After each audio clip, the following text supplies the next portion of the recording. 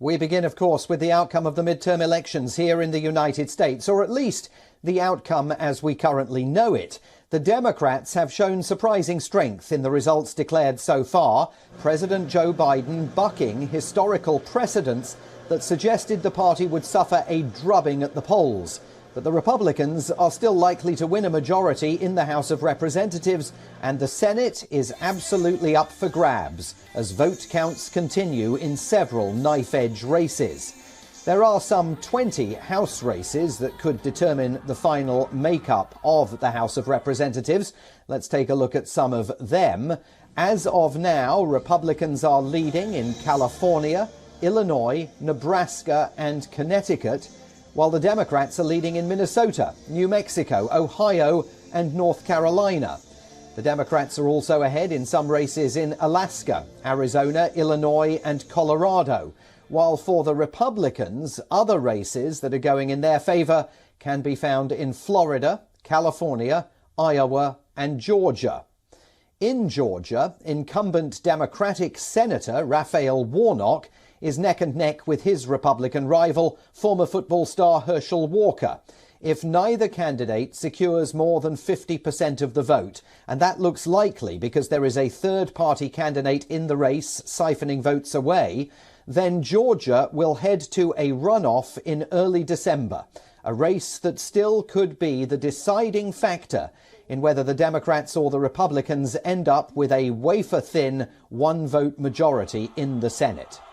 The results of these midterm elections will also have an impact on the 2024 presidential race, with President Biden's hopes of a second term in office rekindled by the events of the last few hours, but Donald Trump's plans to make a return to the White House complicated by them.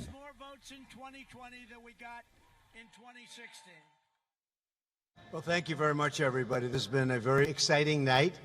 We have some races that are hot and heavy, and we're all watching them here.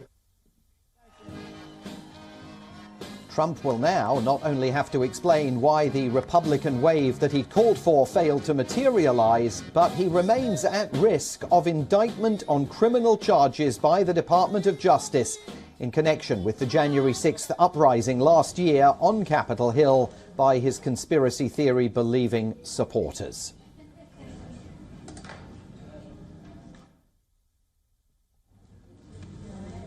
For more on all of this, we are going to cross live now to WION's US correspondent, Susan Tehrani, who joins us again live from New York City. Susan, no red wave. No.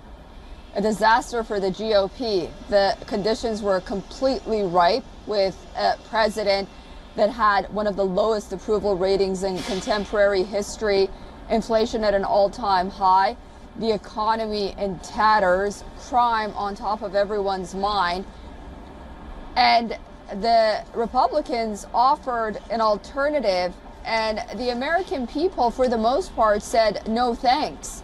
So there's a lot of soul searching to do for the Republicans at this point.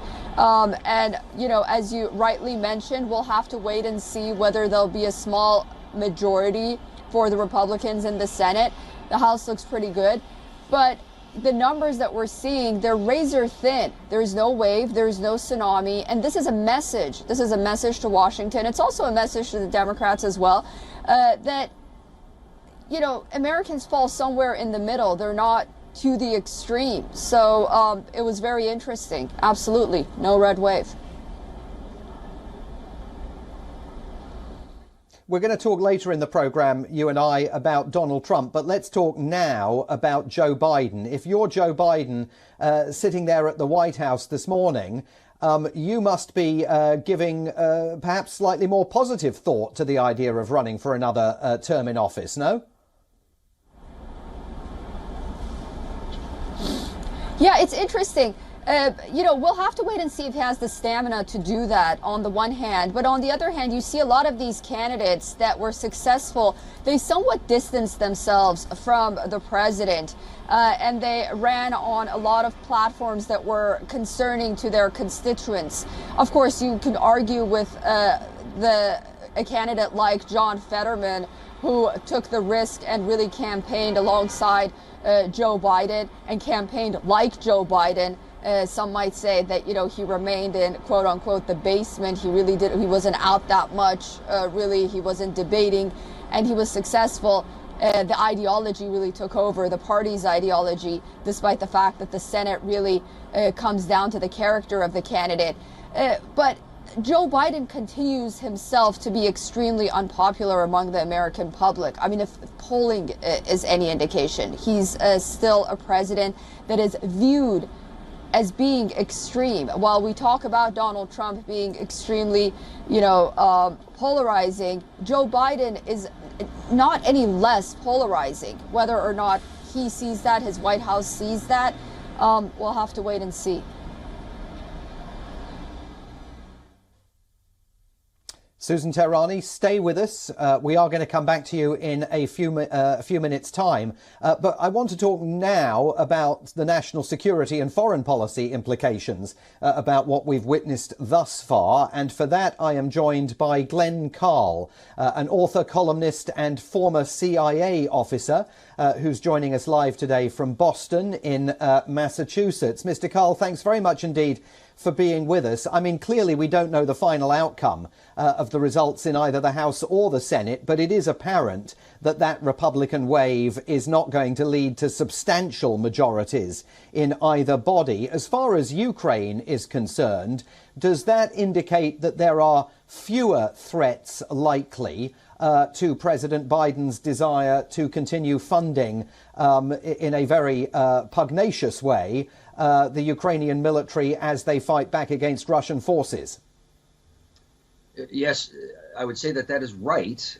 The election does strengthen the continuity in the U.S.'s policy towards Ukraine, support for the Ukrainian government and provision of arms and money.